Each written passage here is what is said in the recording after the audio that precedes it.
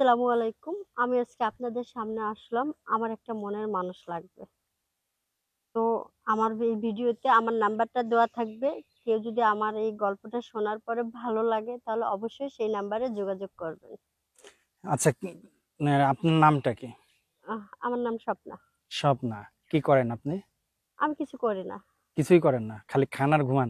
হ্যাঁ, কিছু করি না। কারণ আমার লেখাপড়া শেষ করছি, হ্যাঁ, এরপর আর কিছু করা হয় নাই। তাই? পরিবারে কে কে আছে? পরিবারে তেমন কেউ নাই। মা আছে আর বাবা আছে আর ছোট্ট একটা ভাই আছে। আহ, তো এর আগে কখনো প্রতিবেদন করছেন? না, এর আগে করা হয় নাই, এই ১ম। আচ্ছা, কেমন ছিল আপনার পছন্দ? ভালো, একবারে ভালো মনের মানুষ চাচ্ছি আমি। একবারে ভালো ছেলেটা, যাতে ছেলেটার আর্থিক অবস্থা বেশি একটা ভালো না থাকলেও হবে, বাট দেখতে শুনতে একটু ভালো হবে, তার ফ্যামিলিটা যাতে ভালো হয়। আচ্ছা, তো দেশি ছেলে নাকি বিদেশি ছেলে পছন্দ আপনার? দেশে থাক আর বিদেশে থাক, যেইখানেই থাক, তবে ছেলের ফ্যামিলি যাতে ভালো হয়, ছেলের মন মানসিকতা যেন ভালো থাকে। আহ, ছেলের মন মানসিকতা ভালো থাকলেই হবে। হুম। আচ্ছা, তো এখন দেখা যাচ্ছে যে প্রতিবেদনে আসে ভিডিও করার কারণটা কি? এমনি কি আপনার আত্মীয় স্বজনের মধ্যে পান নাই?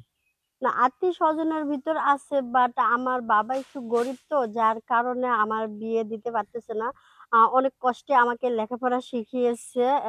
তো বাবার অবস্থা বেশি ভালো না। মানে বিয়ে দিতে গেলে তো অনেকগুলা টাকা-পয়সার দরকার না? তো আমার ফ্যামিলিতে যে আত্মীয়-স্বজন যারা আছে ওদের অবস্থা ভালো, আমার বাবার অবস্থা খারাপ। এর জন্য মানে কেউ আমাদেরকে সাপোর্ট করতেছে না। তার আচ্ছা, জন্যই আরকি এই প্রতিবেদনটা করা।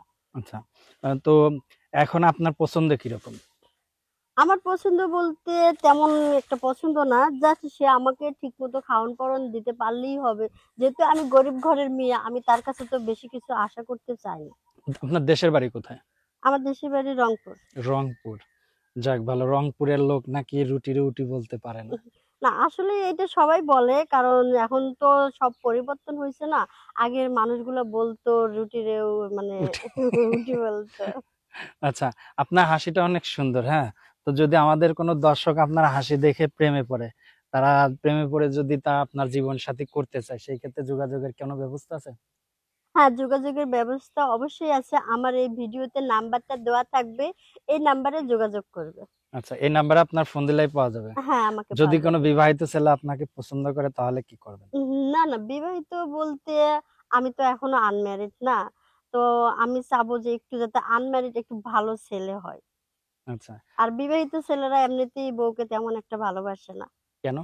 দেখা যাচ্ছে অনেকের বউ চলে যায়, অনেকের বউ মারা যায়। কিন্তু যাদের বউ মারা যায় ওরা যদি প্রস্তাবটা পাঠায় সমস্যা নাই। কিন্তু যাদের বউ চলে গেছে ওদেরকে আমি বিয়ে করব না। কারণ ওদের যন্ত্রণার জন্যই বউ চলে যায়। ও, মানে স্বামীর কারণেই বউ যায়? হ্যাঁ, হয়তো দেখা যাচ্ছে তাদের ফ্যামিলিটা বেশি একটা ভালো না। বউকে সারাক্ষণ জ্বালাতন করছে। না হলে স্বামী অন্য মেয়ের সাথে পরকীয়া করছে। এইজন্য বউটা চলে গেছে। ঠিক আছে, তো আমরা বিদায় নিচ্ছি।